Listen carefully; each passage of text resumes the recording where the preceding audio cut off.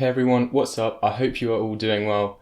Now, hopefully you've noticed first off that the video quality is slightly better. I've had a play around with my camera settings and I've started using both soft boxes for lighting now. So hopefully that's a little bit better.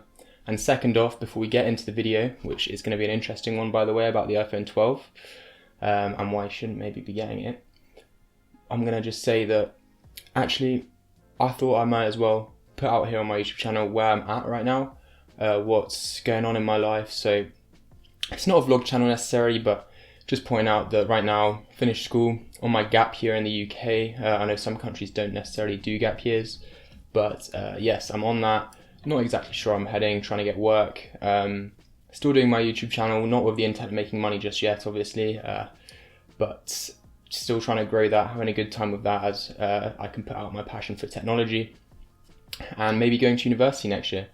Maybe not, it depends on what's going on. Obviously different people have different opinions on that. For example, if you look at Gary Vee, against that, other people for it.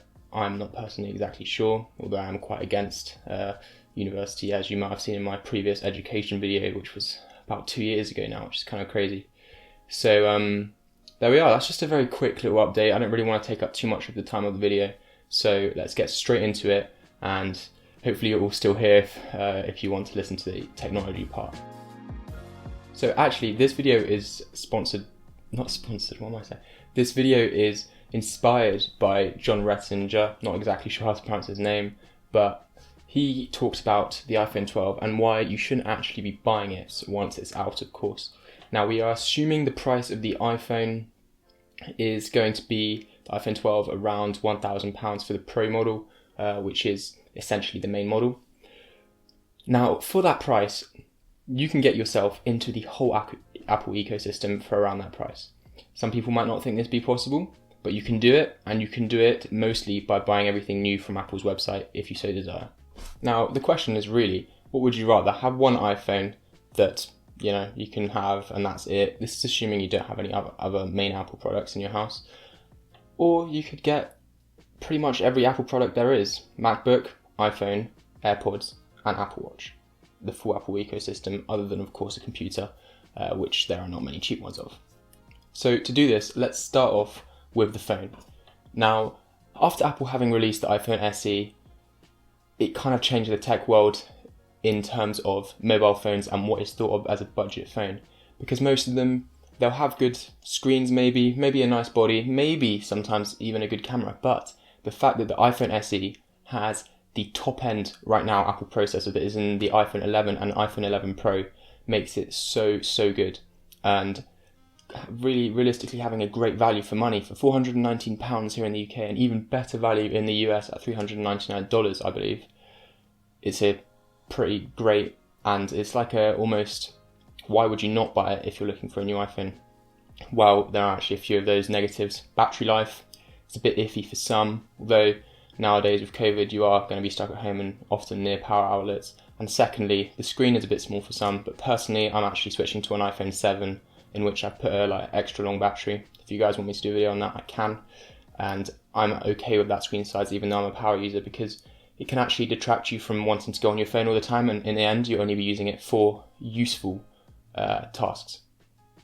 So the iPhone SE has the same speed and functionality realistically as any other iPhone out there, including the top end models, other than maybe you're missing out on some of the extra lenses, the OLED screen, and all the fancy things that are really not necessary in a phone. So £490 to start off, well under the price tag of the presumed iPhone 12 Pro. Next up, you can actually look at getting some AirPods. So AirPods are a bit of a debatable one, very expensive for in-ear headphones, but because they link in well with the Apple ecosystem, that when you flick them open they instantly pair with your phone, they can be a great buy for some, especially people who are going to follow this video and get themselves into the Apple ecosystem.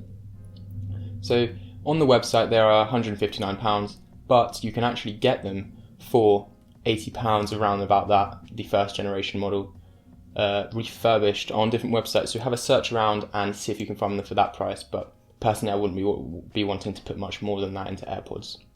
Next up is the iPad. So what you're going to want to invest in terms of the iPad is one Apple just calls the iPad. So that would be either the 7th gen or the 8th gen, which is the most recent, which just released a couple days ago, well, not a couple, few days ago. And John Rettinger, when he made his video, he was actually talking about the 7th gen, because obviously the 8th gen was not out yet. And that is still a great buy, and it's even dropped in price since then. So you can actually find them for under £300 now, but they do have a slightly slower processor in them and have a few other slight downgrades compared to the 8th gen.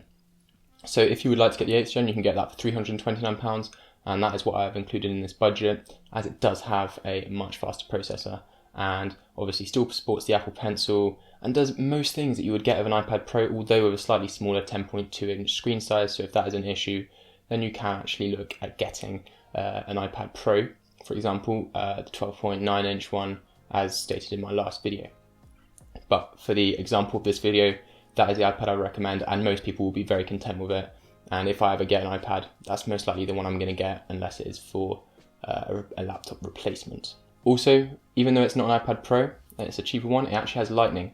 And for many right now, if you're buying into the Apple ecosystem, you're getting AirPods, have a Lightning port, you're going to be getting the iPhone, and that also has a Lightning port. And so you'll be able to use your same cable for all of it, whereas if you were getting an iPad Pro, it would be using USB-C, which if you're in Apple is annoying, although anything outside of Apple, obviously USB-C is the future, and we all are hoping that Apple will adopt that soon. Now, the final Apple product to round up the ecosystem is to get an Apple Watch. So you can get for £199 from Apple's website, again, as all of these other than the AirPods.